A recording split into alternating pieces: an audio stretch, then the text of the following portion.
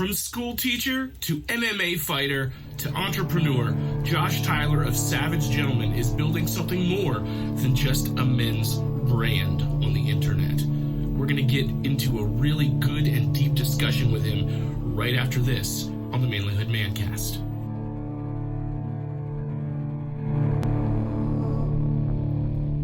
Warning, applying these principles may change your life. People will look at you differently. You'll walk straighter, live bolder, and find out who you are.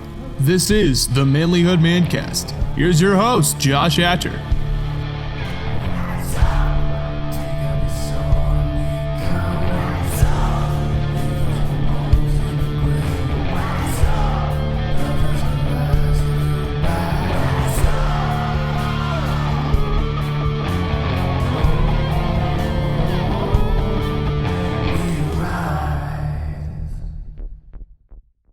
Gentlemen, welcome back to the Manlihood ManCast. I am so glad that you took the time to listen to what we're doing here at Manlihood. Listen, if you like the Manlihood ManCast, if you appreciate the work we're doing, I want you to leave us a rating, a review. I want you to leave comments and share this with your friends. Help us to spread the word about manlyhood. Also, please don't forget to join us at our Facebook group, the Manlihood Man Cave, where we can help men level up. That's what it is. It's a community where men build each other up, and we would love to have you join us there. We are glad to be back with you again after the holiday break. It was a great break. I had a good chance to recharge, get my batteries refreshed, and spend time with family, and I'm really glad to be bringing you these podcast episodes once again. So here we go. Let's get right into this interview with Josh Tyler. Josh, it's great to have you on the show today. I have been following the work that you're doing at Savage Gentleman, and I think you've got a really interesting perspective to share with our listeners, and I think it'd be kind of cool to hear a little bit about yourself and your journey and your story. So maybe you could introduce yourself and tell us a little about what you do. Yeah, man, I don't know quite where to start. So I'm Josh Tyler, former professional MMA fighter. Before that, I was a school teacher out here in Virginia, and then transitioned from Division I wrestling into professional MMA. And throughout that career, looking ahead, realizing like, hey, getting punched and kicked in the face, no matter how good you are at it, is not sustainable. And so looking to the future, realizing like, hey, I won't be able to do this for the rest of my life. What are some other opportunities? And so I started looking around, got connected with some really cool guys over at Black Rifle Coffee and another company called Ready Man, doing some survival stuff, and just seeing what these dudes were doing in the entrepreneurial space. It kind of lit a fire underneath me to see, man, there's a lot of opportunities out there. And so that learning the ropes, getting some really good hard skills underneath those guys, ended up standing up Savage Gentleman with a buddy of mine with the intent of creating a company that not only has awesome products that either a savage or a gentleman may want, but the really taking that idea of being both a savage and a gentleman, because I think that's something that's been lost in the world. We tend to, too many men seem to fall on one side or the other. And I think to be really what we're intended to be, we need to be both. And so that's kind of our mission statement, is just really helping to guide men and inspire them to pursue both aspects. Well, I think about that a lot. The picture and the understanding that, to be gentle doesn't mean that you're not strong. I mean, gentle means I could rip your face off, but I choose not to, Right. Yep. So for sure. And I mean, you see a lot of guys that they're chock full of savage, right? Somebody looks at them the wrong way and that guy's getting in a fist fight. And, I'm not saying I'm above socking somebody in the mouth, but that's not always the best option for every situation. And so, you're going to get a lot farther in life if you can employ that, some gentleman tactics there, and not always have to get physical. And sometimes, when it does come down to it, yeah, do what you have to do and have that capability. Conversely, there's a lot of guys who couldn't, bust a grape in a food fight. And I don't think that's the right stasis to be in either. I think you really need both. So tell me about your transition from being a school teacher to an MMA fighter. How did that happen? Well, so I went to college really under the only premise was to continue wrestling. So I wrestled in high school and wanted to continue beyond that. And the only avenue really is collegiate wrestling. So I ended up walking on to the team at Old Dominion University, Division I wrestling program they had there, and really didn't look too much further beyond that. Just, hey, I want to wrestle. I want to compete. There was something inside of me. And I think at that time, there was just a lot I felt like I had to prove just as a man.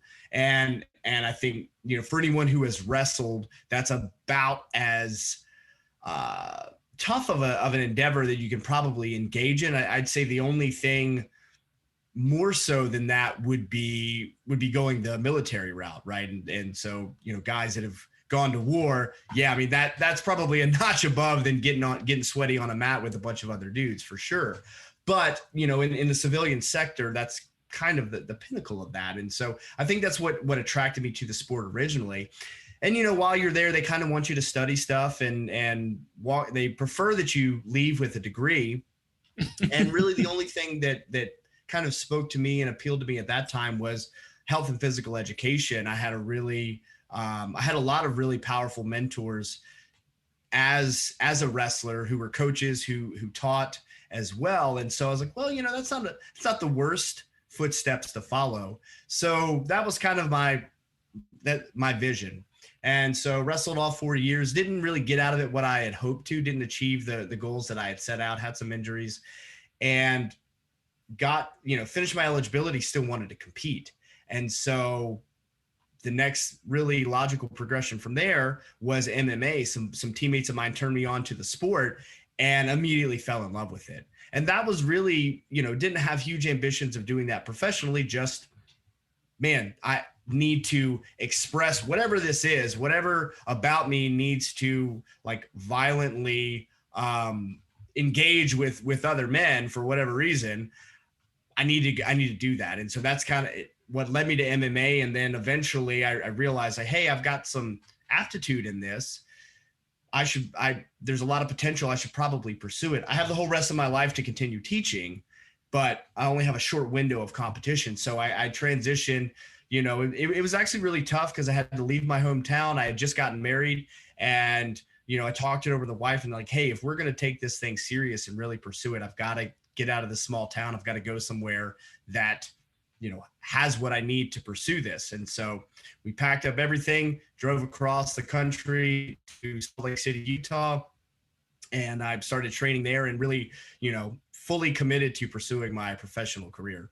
So it was, it was hard leaving. I had a bunch of kids that I was coaching at the time that I'd been working with for quite some time. And, it was tough to kind of walk away from that. We had built up the team to where we're winning, district championships and regional championships and sending guys to the state. And, it was invested, but I kind of had to really look at the big picture and invest in myself. And so that's what led me to it. Yeah. And so now are you still doing that, still competing in that, or are you transitioning out now? No. I kind of made that transition a few years ago. So I continued competing through when our daughter was born. She's 6 now. And then when the second one was on the way, just knowing what it entailed and now having 2, it's like, okay, the feasibility of me continuing to train and compete at the level that I'm doing is going to have to take a back seat. And so I kind of, scheduled what, my last fight of like, okay, this is going to be not necessarily the last one ever, but this will be the last one for a while because, having 2 small children and everything that goes into that is a lot when you're trying to compete professionally and, mom's working full time and everything. So I kind of knew that going into it, but I really wasn't sure how to make that transition. And I wasn't ready to let go when I made the decision. It was kind of, let's put a pin in it. We'll circle back later.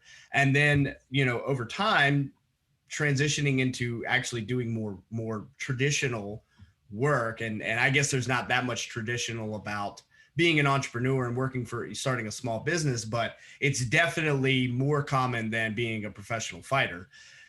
Transitioning to that and realizing the massive opportunity, I was like, man, it's kind of silly for me to go this other route. I realize how much of a selfish endeavor it would have been for me to try to continue fighting, and how lucrative that is or not compared to starting a business. It's like, man, that's such a disservice to my family to do that, just for me to say, okay, I'm really good at beating people up, and I love it and I'm passionate about it. But I had to, kind of put my ego aside and recognize, like, there's more important things. And I still practice, right? I still practice the art. I still train. I still grapple. If I need to scratch that itch, I can go and get on the mat and get my ass kicked by any number of people if that's what I need. Or I can be on the other end of that as well. I don't necessarily, I somehow figured out a way to quell that. Okay, I have something to prove to the world how badass I am. And I think that was a big part of what led me into the sport. I mean, I loved it just intrinsically for the sport itself. But I think what was really driving me was, like, a chip on the shoulder, which isn't necessarily a bad thing. I think most great endeavors that we do as humans are to prove something to someone, whether it's ourselves or, a father figure or some asshole down the street who's, said we couldn't do it, whatever it is. I think we need that to some degree, but I think, with age and maturity, we recognize, like, okay, that should be the basis for all of our decision making. Yeah, there comes a place where you have to just be realistic and say, all right, who cares what they think, and what do I need to do that's best for my family? And yeah, well, and at that point, I felt like I really proved as much as I needed to prove to whoever needed it, and more importantly, myself. It's like, okay, I've fought and trained with some of the best guys in the world. I know where I stand in the pecking order. Could I continue to do this and make a living? Absolutely. Could I climb higher in the ranks and make a larger name for myself in the sport? Absolutely. But at what cost? And that's the thing that we have to weigh out is the juice worth the squeeze? And, in seeing all the possibilities of starting a business and what we could do with that, and the good that we can do with this. We've got a Facebook group of 16,000 members now that, I'm really proud to say they're getting a lot of value out of the discussions and the interaction and the engagement.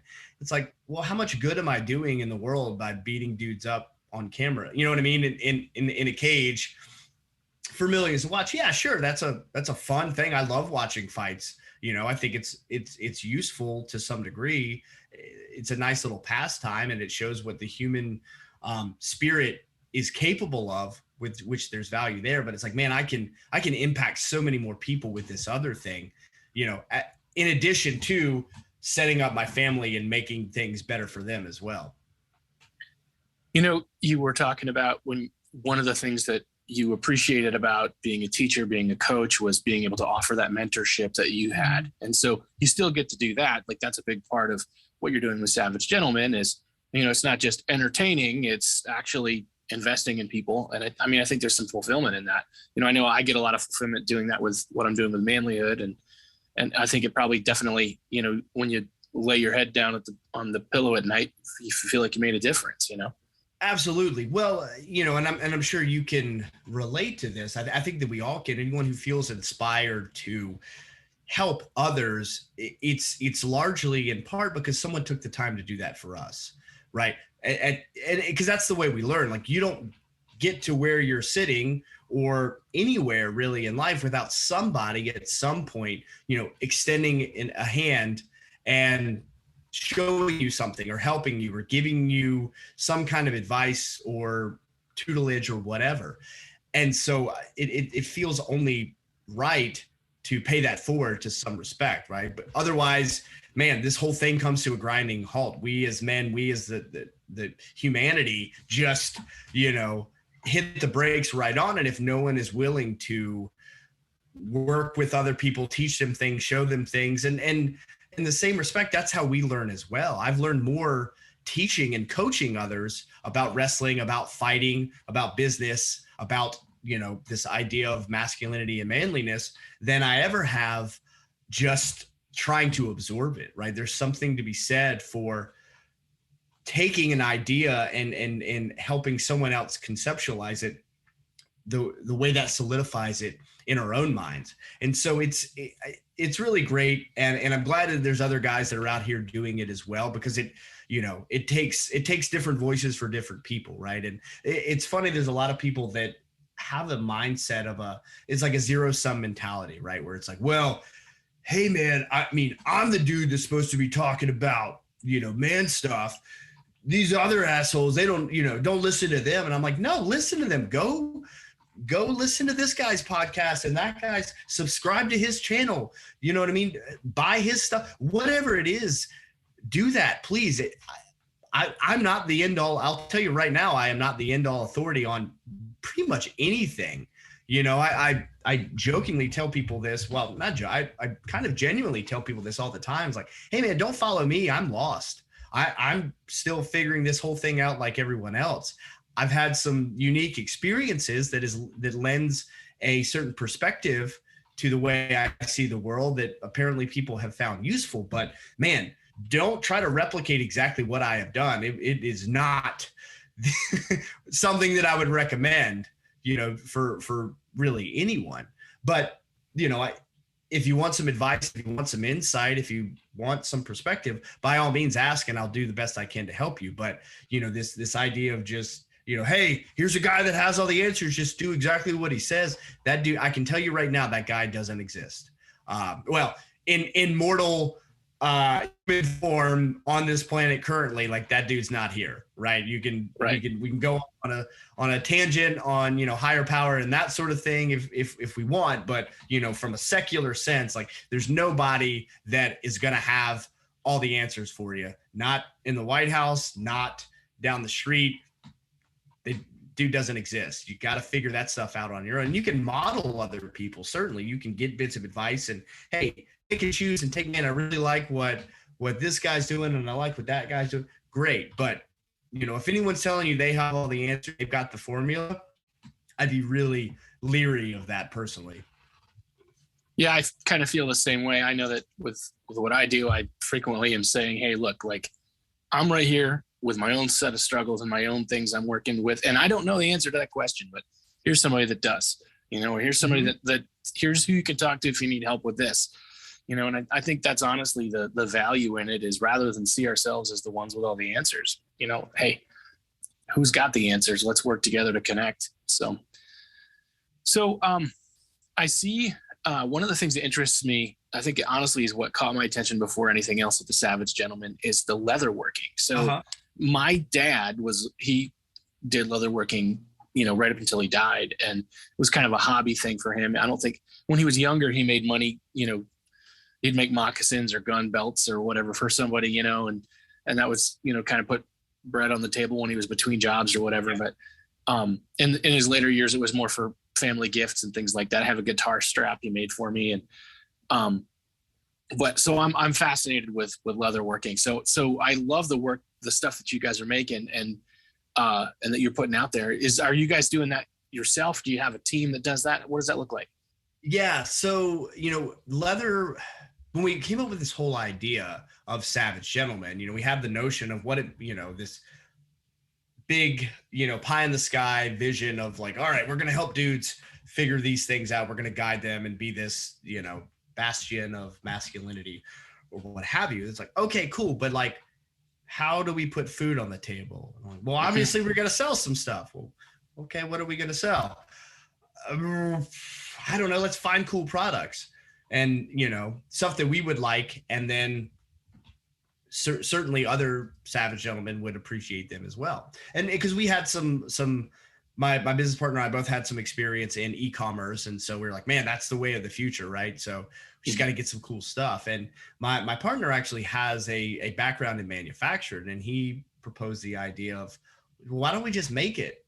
Why don't we make something to sell? That's great. Cool. Yeah, I don't really know how to make anything. I'm more in the business of breaking things. The creation of stuff is a little bit out of my wheelhouse. And so we kind of put our heads together and we had some things at our disposal when we realized like, well, leather is that perfect medium that to embody both savage and gentleman, right? It's both very primitive and primal and rugged, but at the same time, really it can be sophisticated and classy, right? And so it embodies that ideology. And so, okay, let's make some stuff out of leather. So we kind of took some stuff that we saw out there and what we liked about it and kind of reverse engineered, deconstructed and started making wallets, because that was kind of the simplest, easiest thing we could conceive. And these were super basic, just like little leather card holders that just, 2 pieces of leather that they're stitched together and you slide a card in there. And so, all right, cool. All right, we figured out how to work a sewing machine and how to cut the leather and how to finish it and do all these things. And well, let's try a more traditional wallet, right? And so we figured that out, and it's just been kind of one thing after another, slowly learning the process, refining it, taking customer feedback. I mean, I look at the stuff that we kicked out in the early days, and surprisingly, we have customers from 3 years ago that still have those very first wallets when we really didn't know what we were doing, other than we wouldn't send something out if it wasn't top-notch quality. Right. Like if it wasn't, pristine leather and our best craftsmanship, it wouldn't leave. And those people still have it and they cherish it and they send pictures and, the leather has patinaed beautifully. And I look back at some of our like design ideas and I'm just like, oh man, that's not, we can do better than that now. Yeah. It's like, well, that's maybe not the way I prefer it, knowing what I know now, but it's been an evolution. And so now, we kind of figured out that process for ourselves, and we've got a couple of guys back in Utah that are really heading up our manufacturing for most of our stuff. There's still quite a few things that are beyond our capabilities. Some of our bigger products, we've found some other manufacturers that help us out with that. And so we outsource those pieces, but, they work tightly with us, and, it's our designs. We're not taking something that they have and just white labeling it. Like everything that we have, we're essentially building from the ground up. So either we're making it with ourselves, but, by our hands, or we have built this thing in conjunction with someone else and they just have the capabilities to do it way faster and way more efficient than we ever could. So that's awesome. Sorry, that was a long answer to your question.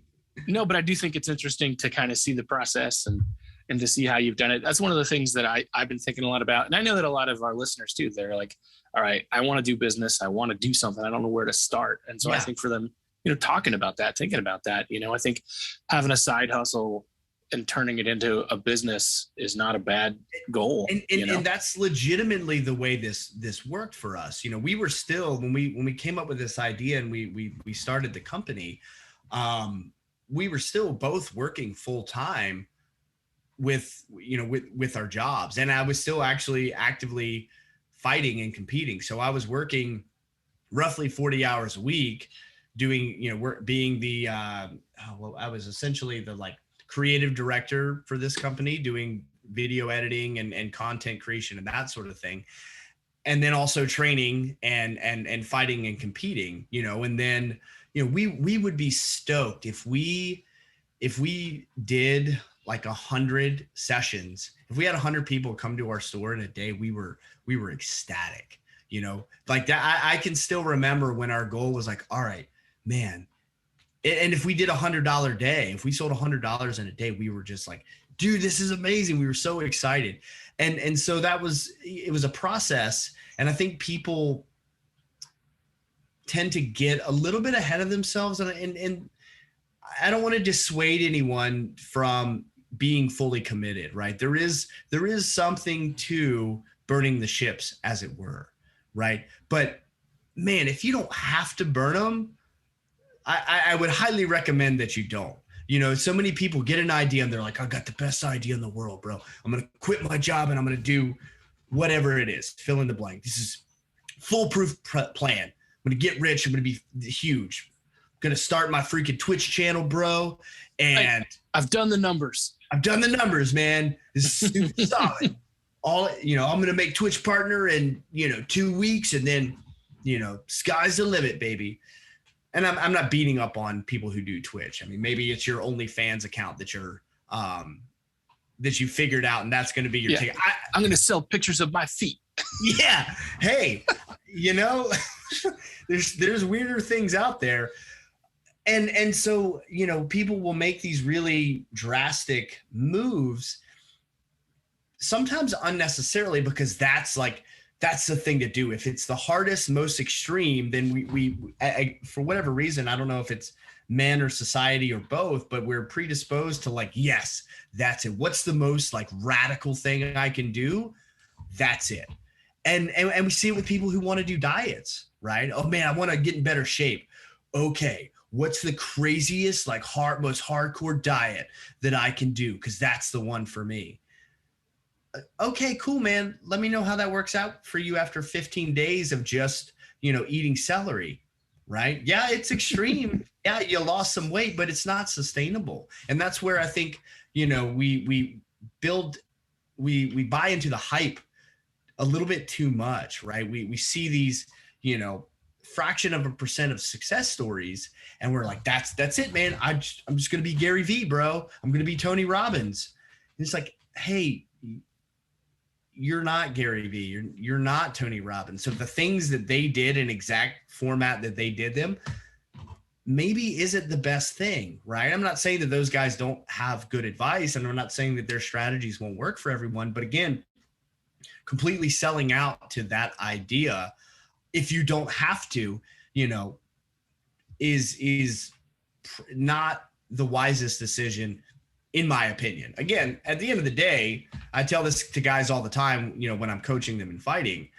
I'm like, hey man, here's what I would do. Here's a technique that I like, but it's your freaking face, dude. So, I'm not the one who's going to get punched in the face if I do or don't do this technique. So your call. To try and put what a man is in a very small confined box, I think is a silly thing. I mean, I think we can all generally agree upon what is manly and what isn't, but to create these rigid, nope, dude, only, real men only drink Bud Light, and anyone else who doesn't is a sissy.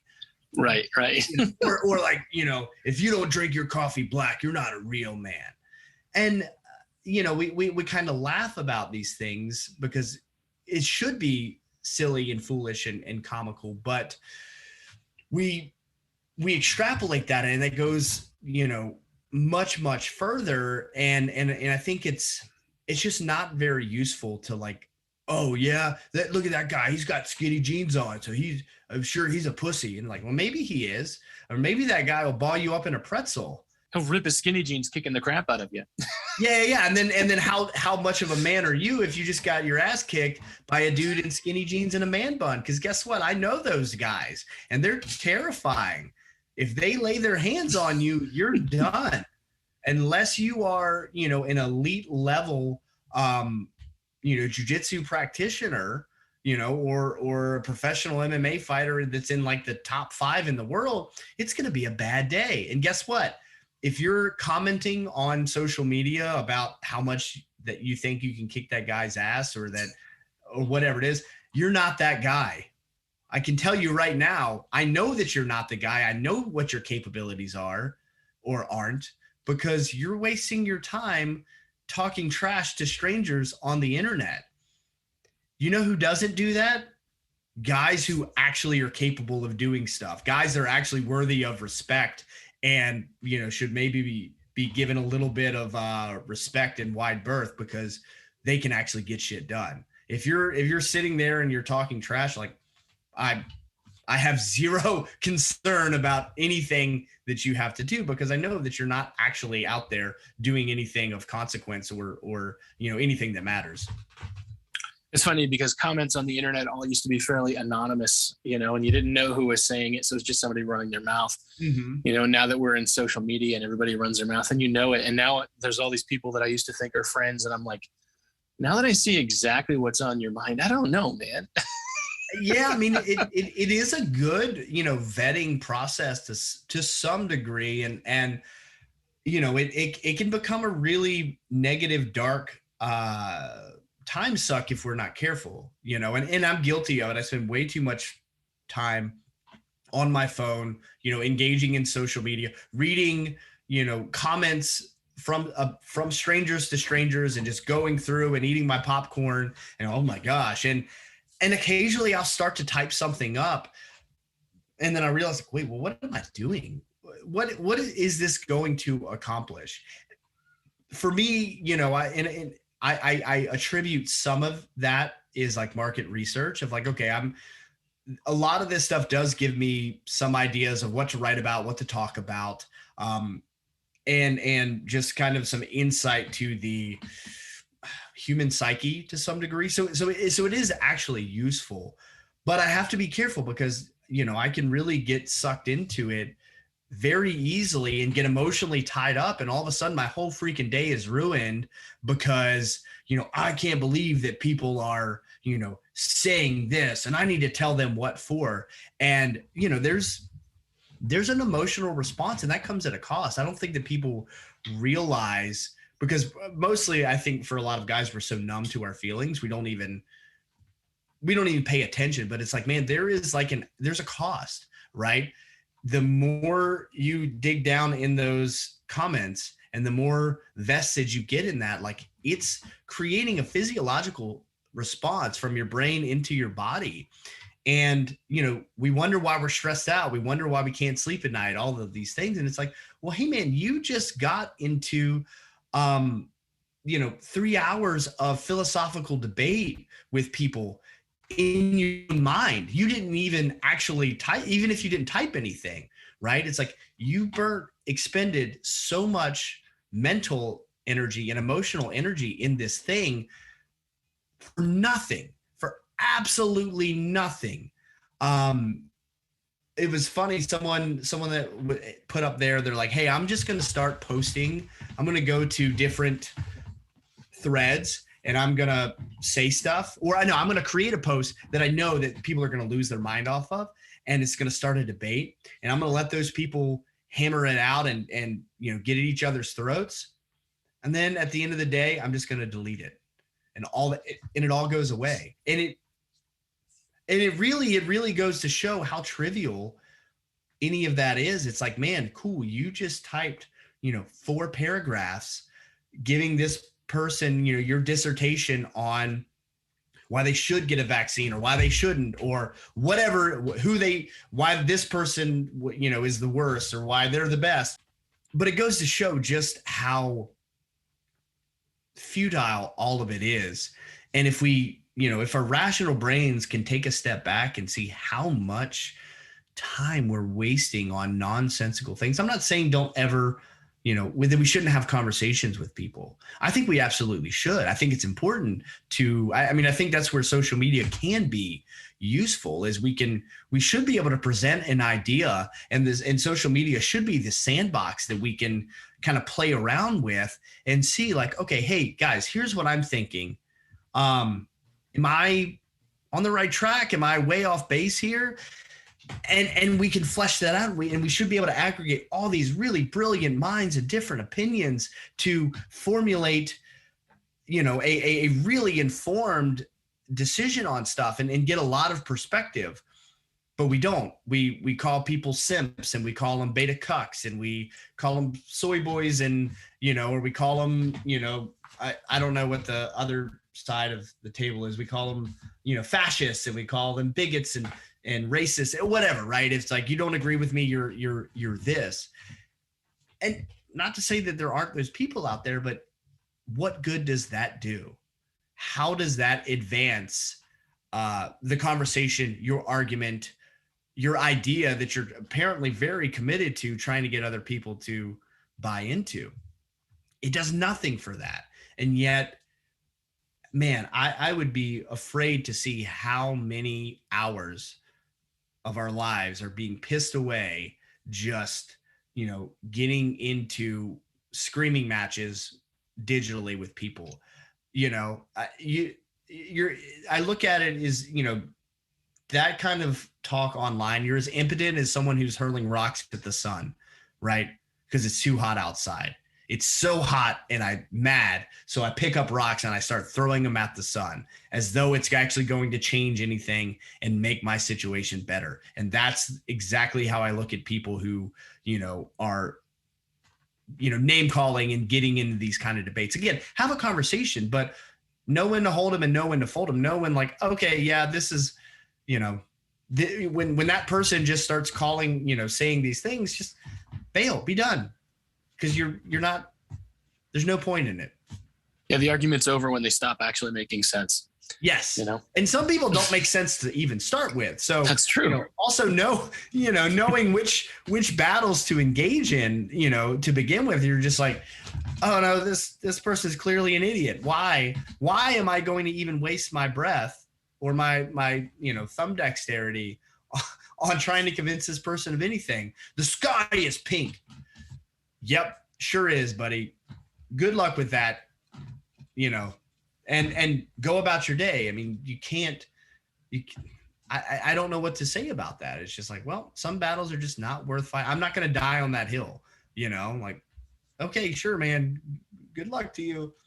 In their perspective, maybe it is. And as long as their job isn't like color grading movies, it probably won't matter that much unless they're in charge of, figuring out Pantones for a printing company or something. Right. It probably won't affect them. Josh, I'd love to ask you a couple of questions that I like to ask all my guests. The first one is this: if little Josh were to walk in the room and, young boy, he walks in the room, you've got the opportunity to speak into his life and tell him something. What would you want him to know? Ooh, man, there's a lot. And I thought about this for a little bit, and my initial response was to like point to some key things, some like very specific advice. But there's so many different things, right? That kind of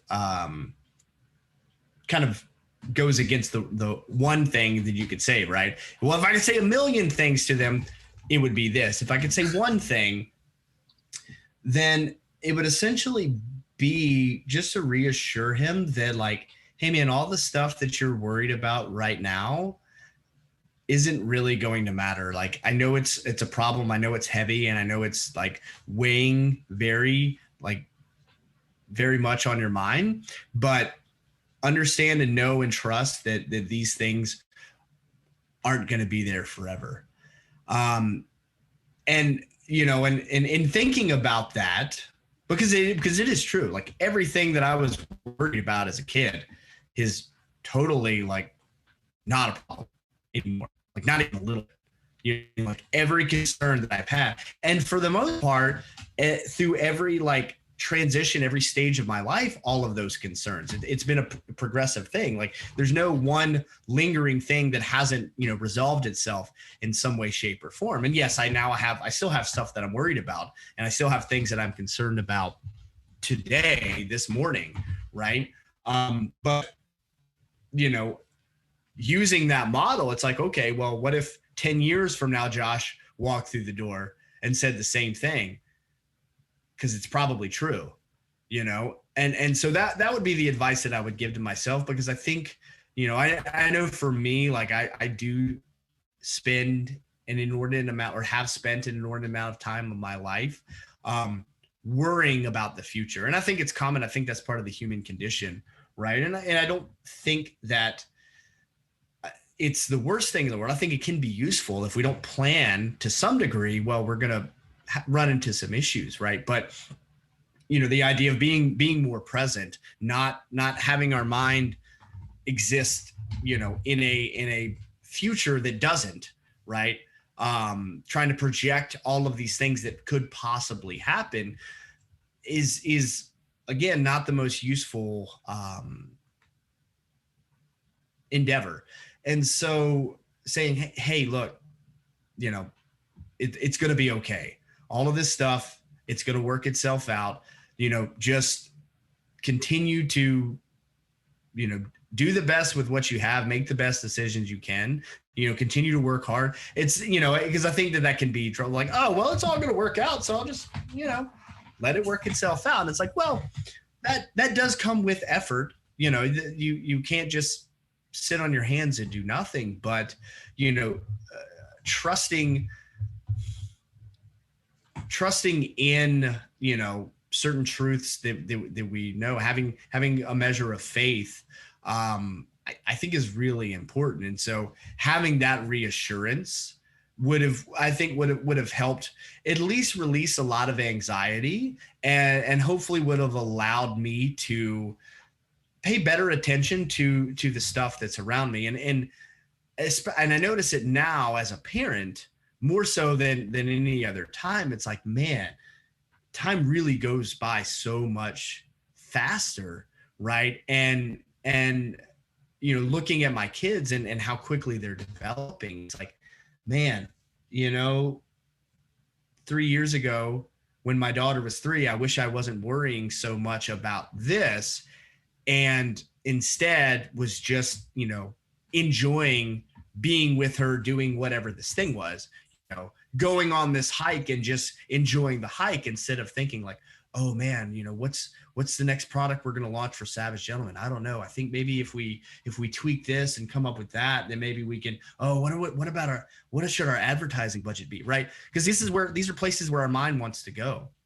And there's a time for that. There's a time for strategy. There's a time for planning, but we can let it become too pervasive. And so by having a little bit of trust and saying, hey, it's going to work itself out, and allocating the correct time to do that, allows us to then be present and enjoy the other things without, running down all these rabbit holes and daydreaming about things that really don't matter in the grand scheme of thing. And especially if there's nothing that can be done about it. That's what I think and again, maybe I'm just projecting my own things, but I think it's pretty common for a lot of us.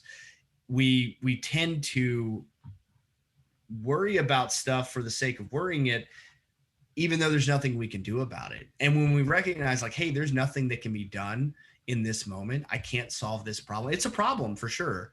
It's something that I'm going to have to deal with it. But if I can't do anything with it right now, then I need to focus my attention on something else. And I think doing that, again, being a little bit more present and trusting in that process, man, I think we would be able to be a lot happier with whatever our circumstances are, whatever our situation. We'd be able to enjoy the people around us, the relationships that we have, whether that's with our son or our daughter, with our wife, with our, parents, whoever it is, friends,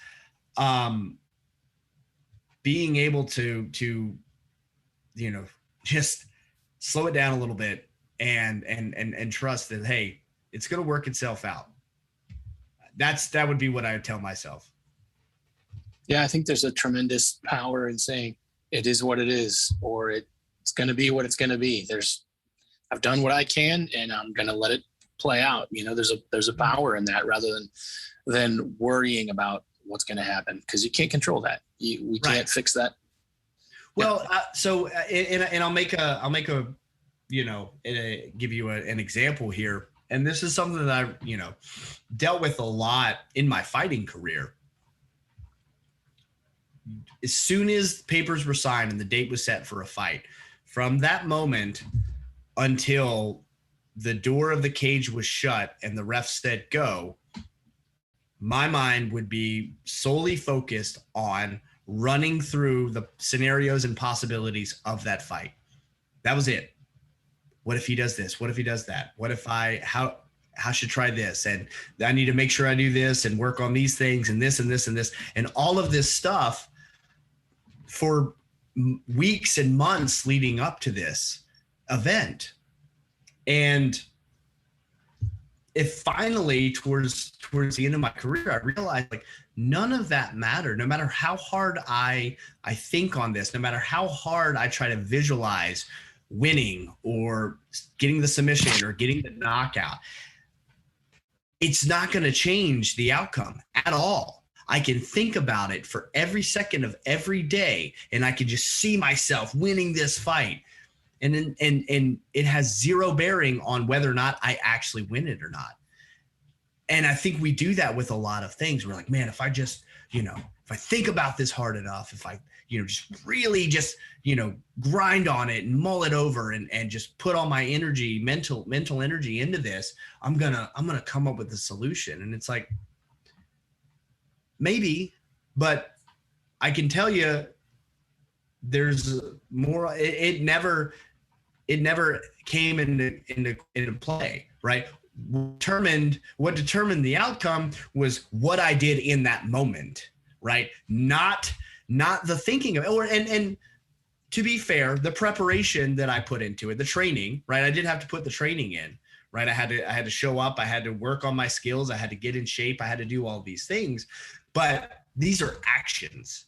This isn't just sitting and thinking about the problem, right? I couldn't preemptively win the fight through thought. I had to set a training program, follow that protocol, and make adjustments as needed, and then put it all together and have a little bit of luck when the fight actually came. And it really came down to that moment. Where is my mind in that moment? Not where was my mind 6 months before, not, the night before, what song did I listen to and what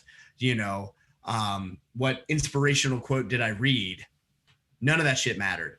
It was in the moment. And that's something that I think it's easy to lose sight of. Fighting paints a very, for me, painted a very real and visceral picture of like how to set goals and accomplish them and what worked and what didn't, because the feedback is immediate and right. Pretty severe. So my next question, Josh, is this: the men that are listening today, what's your best advice for them? Again, there's a lot, and I think everyone's circumstances is somewhat different. And so, I think to each person individually, I may have something different to say, but as far as like a global universal concept, it would probably be working on introspection and figuring out who you are and becoming comfortable with who that person is. I think if we can do that, other things will start to fall into place a lot better. I look at, the most of the struggles in my life and most of the like tension and anxiety I had, it was during the times where I was really trying to like figure out who I am and, and is that who I wanted to be? And I think that there's always room for improvement. I think that there is, that's not to say that like, oh, and this is where I think a lot of people get it wrong. There's a lot of like unuseful, like new age kind of concept of just like, I just am, I'm me. And this is, and I think that there's, I think that there's some acceptance to like who we are, sure. But using that to justify your shitty behaviors is probably not the best, right? Like, man, I'm just, I just lie about stuff. It's who I am. It's part of my nature. Like, no, that you're an asshole. Like, stop. You can change and make improvements, right? But I think, I think there's a difference between like behavioral patterns and bad habits, and then who we are as a person, and being comfortable with that, not trying to be something that we're not. And I think it's easy to be led astray where we may like the idea of something, but try as we might, like that's just not who we are. And so recognizing like, okay, where do I fit into this whole thing, right? This whole thing of life and the world and existence, and however existentially deep you want with that. Trying to spend some time to come there, and learning some acceptance with that will allow you to make better decisions and better progress in other areas. I think if you're trying to do all the other stuff first, you're kind of putting the cart before the horse, right? Before you can fix the world, as it were, right? Before I can like look upon this thing and say, hey, there's some problems here that need to be corrected, right? I need to look inward and say, hey, there's some stuff that I need to figure out. before I can actually hope to have any real lasting impact. And so that would be the thing is, man, start with yourself. Whatever it is, start with yourself. Work on that. And that's not to say you can't do two things at once. They can be a simultaneous thing. Like I'm trying to impact the world and make it a better place, but I haven't stopped looking inward and working on the things that I need to work on. And there's often a very, very accurate reflection of the two. You know what I mean? The things that I see wrong in the world are often, in some part, the things that are also wrong with me that need some work. And so looking at that and approaching it from that perspective, I think is something that would hopefully be useful to a lot of us. I know it's certainly been very useful for me. The more I've taken a step back and just looked internally and things, the more clarity I've been able to apply to the other things that I'm doing. I think that's excellent advice. I you talked about that reflection, with what I see, what I see in the world is often what's wrong with me. The other end of that, I think, is sometimes what I tell people all the time that, you're healing, what you're hurting isn't just for you, and your healing isn't just for you. There's a reason that you have gone through what you've gone through, because you're the one that can help somebody else. There's other people that need to hear that, other people that need the healing that you get. And so I think that's part of that as well. So, yeah, I think that we all have a path to walk, and, there's going to be difficult sections of it, but I think that they, depending on how we perceive and we view that, they can either be stumbling blocks or stepping stones, to quote Bruce Lee. It's all in how we look at it, and we can use that knowledge to, as you said, help others, or we can sit and we can wallow in our misery and say, poor me, why did this have to happen? And I can just go nowhere, right? I can just be stuck in it. Or I can, find a way to persevere, to go through, gain some perspective, not only for myself, but then use that for others. And to me, at the end of the day, that's kind of the point of it all, really, is not to just, go through this life existing as our own, island, independent of everything else, right? You can do that, but I don't think that's what we were designed for. I don't think that's what we were created for. And if you don't believe me, go put someone in a solitary confinement and see how well they do. There's a reason that the pinnacle of punishment, aside from, capital punishment, but if we're going to let you live, the worst thing in our society we can do to you is to isolate you from everyone and everything else. So that goes to show you, and to me, that's a pretty strong indication that the inverse of that is what we are actually created for, to be in community, in communion with other people, and enrich their lives and allow them to enrich ours. The idea of going it alone, this lone wolf mentality that I think a lot of men have adopted, is again not sustainable. You can do it. I could go out in the woods for several weeks and probably survive on my own, maybe longer. I don't know if luck has any hand in it, but man, is that really a life worth living? Especially knowing what I have waiting for me, what experienced, what it's like to have, my friends and my family and loved ones and that sort of thing. And maybe there's some people who haven't experienced that, and so they don't know what that feels like. And if that's the case, man, then that needs to become a priority. It's like, man, you need to find that. And those people are out there somewhere. I know it might seem hopeless for some of those who haven't been loved or haven't experienced love, but there are those people somewhere, and they're just waiting for you to find them. And they may be in close proximity to you. You just haven't realized it because you haven't opened up. You've never given it the chance, because you've been so closed off. You've been so, isolated, whether by your own doing or by life circumstances, whatever it is. And, to those guys, I would encourage, is like, man, you need to seek that out. You need to find it, because that's what we were made for, I think. not to be alone, not to go through this life, completely independent, solitary. It's a romantic idea, right? I think as men, we look at that, very stoic, lone survivor type story, and we're like, yeah, I want to be that guy. I don't need anyone. I don't need anything. I can handle everything on my own.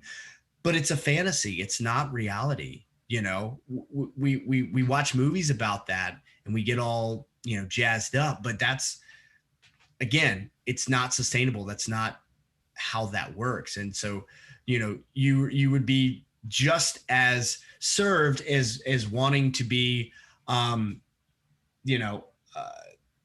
Captain America, right? Or, Thor, or any other, archetypical superhero. It's like, it's not reality. Those are stories that we tell because there's some notions that resonate with them, but we're not that guy. You're not, sorry, man, you're not going to be Spider-Man, like, or whatever, pick your hero, right? Pick the fantasy that you really resonate with. It's not real life. Like, recognizing, like, okay, yeah, there's some lessons that can be gleaned from that, but it's not the ideal path. Again, in my opinion, at the end of the day, like I said, it is your face. So you're the one getting punched, but that's my recommendation for anyone who may be asking. Well, specifically to you who was asking. Sure. No, that's awesome. Josh, I appreciate you being on the show with us today. Thank you very much for your insights. I think it's excellent stuff. If our listeners want to know more about what you're doing, what's the best way for them to follow you and get in touch? I don't know if after all this, these guys are going to want to hear me talk anymore. They're like, yeah, that guy's kind of weird. I don't know. So they can check us out. SavageGentleman.com is the company, and that's our website, and that's where our blog lives, and we have podcasts on there as well. Savage Gentleman Official is our Instagram handle if you want to check us out there. And if you want to see what I'm doing personally, I'm at Josh Tyler MMA, and that's my own thing. There's some similarities, there's some themes, but I guess I'm a little bit weirder on my own thing, if you can believe that's possible, than I am on the front-facing company side. I run all of our social media on both aspects. So it's always me that you're talking to. It's just I have a slightly more tempered approach and voice as Savage Gentleman. And then, me, I get a little bit more personal on my own stuff. But yeah, they can check me out there. Like I said, Savage Gentleman or Josh Tyler MMA, and shoot me a message. And you could also check out the League of Savage Gentlemen. That's our closed Facebook group. And so you can answer, there's just 2 questions to get into that. And, join the conversation, get in there, ask some questions, give some advice, hopefully help some other dudes out. And yeah, man, I hope they enjoyed this, whatever this was. No, I think they will. I think it's excellent stuff. I appreciate it. Thank you, man. Yeah. Special thanks to Josh Tyler of Savage Gentleman for giving us such a great interview. Listen, if you want to know more from Josh, make sure to go to savagegentleman.com. Check the show notes for links to Josh on social media, and you can check out his webpage as well. He's got some good stuff going on, and I really appreciate the conversation. Guys, I really appreciate you. I appreciate all that you do to help make Manlihood a success. I want you to go to the Manlihood store, and I want you to get some merch. We've got some t-shirts, some hoodies, some other things on there like Manlihood mugs that you can carry around and show your support for the work we do. Just go to manlihood.com/store and you can get your merch there. We've got more great interviews in the weeks coming, so please stay tuned. I'm glad you guys chose to join us today. I love you. I care about you, and I'll see you next time. If you want to be a better man, check out our website, manlihood.com, for blogs, videos, and more from our Manlihood team. Men, you can also join our private Facebook group, Manlihood Man Cave, where you can meet up with a band of brothers who will challenge you and help you on your journey of manhood. This episode is produced by Hatcher Media for manlihood.com. Be sure to subscribe and leave us a review on iTunes, YouTube, or wherever you're listening to the show. Tune in again for more of the Manlihood ManCast.